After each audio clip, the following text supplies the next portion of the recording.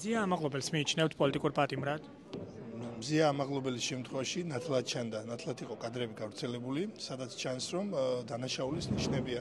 დანარჩენ მიმართებაში ხა თქვენ თუ ის გინდათ, რომ ჩემიდან მიიღოთ რაღაცა პასუხი, მე ჩემს საქმეს ვაკეთებ, ასე ვთქვა და სამართალდამცავები თავის საქმეს აკეთებენ და ფიქრობ, ეკითხვა იქ უნდა დასვათ. წინა პირობა რა უძღოდა იმ ინციდენტს, ალბათ გეცოდინებათ, ხომ საუბრობენ იმაზე, რომ ირაკლი დგებუაძე მას სიტყვერის შეურაცხყოფა მიაყენა. ეხა არ ვიცი, მე არ მინახია მსგავსი რამე, არ მომისმენია. რომ ვინ ვის მიაყენა შეურაცხყოფა და ეხა ვიღაცის ნათქვამზე ვერ დაგიდასტურებთ, ვერც უარყოფ. ყველა მათგანი მიიჩნევს, რომ და ამბობს იმას, რომ ირაკლი დგებუაძე დაკავების შემდგომ უკვე მათ სიტყვერ და ფიზიკურ შეურაცხყოფას აყენებდა პოლიციის განყოფილებაში. კიდევ ერთხელ ვიმეორებ, რაც არ მინახია, იმაზე ვერ გიპასუხებთ. არ შეიძლება ეხა გითხრათ, რომ ვიღაცამ თქვა და ეს არის სიმართლე, ხო? ხო მართალი, ხო შეიძლება ვიღაცამ ვიღაცას სხვა რაღაცა თქვას. ვერ დაგიდასტურებს გავს რამეს. ჩემი მოსაზრებით უნდა გამოიძიოს და ჭეშმარიტება უნდა დადგინდეს.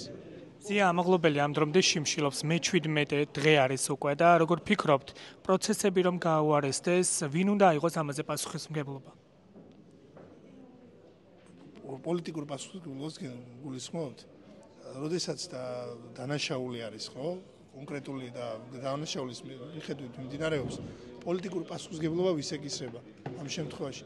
ესე რომ ვთქვათ, ყველა პრობლემაზე შეიძლება ასე მთავრობისკენ გავიშვიროთ ხელმე, მაგრამ ესე ყველა პრობლემას აქვს, ყველა პრობლემას აქვს თავისი აღმოფხვრა, ხო?